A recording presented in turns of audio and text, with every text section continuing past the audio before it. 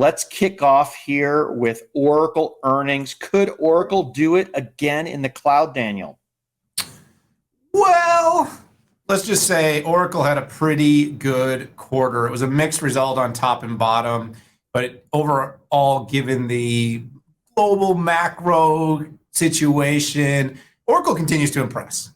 I'll spend less than 1 minute because this isn't really news. This is analysis, but just a quick minute on, hey, the company did well. It did great on revenue. It did good on the bottom line. It did add accretively a component of the Cerner acquisition, which made the growth look a little bigger than it really was.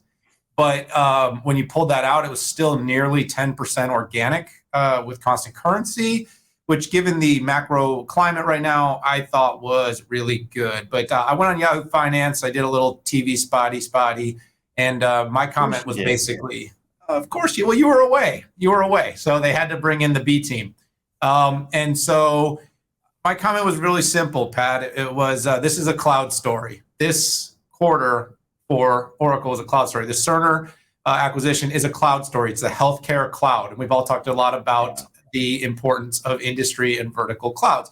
But it's really a good for you, Oracle, for starting to provide a level of transparency on your cloud business that sort of backs Larry Ellison's longtime comments about this company making this big transformation. You don't know the background. Oracle, about 70% of its revenue is totally recurring in the sense that it's all tied to its core and legacy business, which has always made it a very stable and solid business to invest in during periods like this, with a high percentage of that revenue accounted for.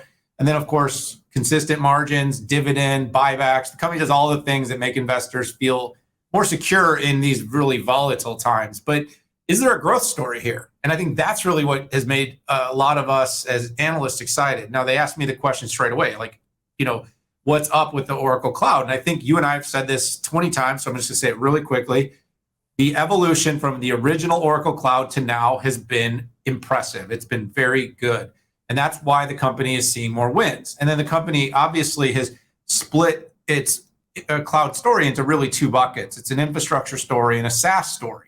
And now they're basically able to disclose very valuable data on where they're at. So the cloud revenue is going up substantially, 45% this quarter, $3.6 billion. So as I said, I think 1 or 2 quarters ago, it's more than a $10 billion a year business. That's pretty good. They also gave some data on the breakdown. So the infrastructure business, everybody always wants to know how much infrastructure is being sold. Well, it looks like Oracle's trajectory on the cloud infrastructure, its IS business, is about $4 billion a year right now. They had 0.9 this quarter, and it was a 52% increase year over year, 58% constant currency. And then, of course, for a longer period of time, we've been tracking the application revenue, the SaaS revenue, and that fills the rest of the gap. 2.7 billion, 43% up, 48% in constant currency, with strong back numbers from Fusion at over 30% and NetSuite in the high 20% of growth. So Oracle is a cloud story now. This quarter was robust. Guidance was solid. The economy sucks. And so right now, it really doesn't matter. And if you're good, if you're bad, everything that was good a year ago is bad now. But what I would say is if you're looking for a company that has a combination of stable revenue, good margins, is going to be robust and necessary in any economy, Oracle is telling that story. And they're kind of giving a little bit of a cherry on top by adding a higher growth cloud story that investors and technology enthusiasts should be excited about. Let's just put it this way. This ain't your mama's Oracle anymore.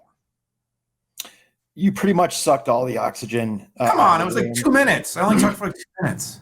No, you hit exactly what I want to hit on. But I guess what I would say is hell does freeze over as well. He's cutting deals with AWS to put HeatWave in the AWS cloud. And HeatWave, if you're not familiar with it, is a NoSQL database that can either be on-prem, can be in the Oracle cloud, can be in AWS.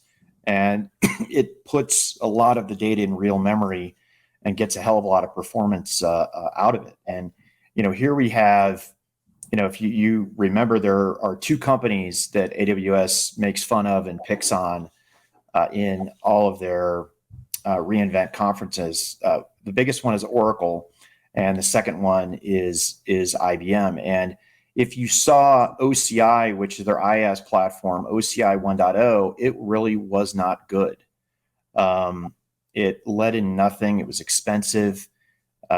Larry brought in some folks from, quite frankly, he hired them from AWS and came in and built OCI 2.0, which is completely serverless. And he moved his applications, completely rewrote his on-prem applications that then turned into Fusion. So that 52% growth in IaaS is pretty much the highest growth rate in the top 5 clouds. And I know people will say, it's not that big, but it's at least $5 billion of IaaS, which is super impressive if you see that OCI 2.0 really only started 2.5, 3 years ago. They've literally only been in business for 2.5 or 3 years with something that was even slightly competitive. So, hats off to Oracle. I don't fully understand why their stock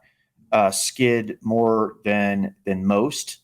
Maybe investors were looking for a bigger bump from Cerner. Maybe not.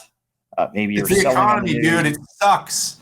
The economy sucks. They dropped lower than others. So you remember the CPI came out like the next day.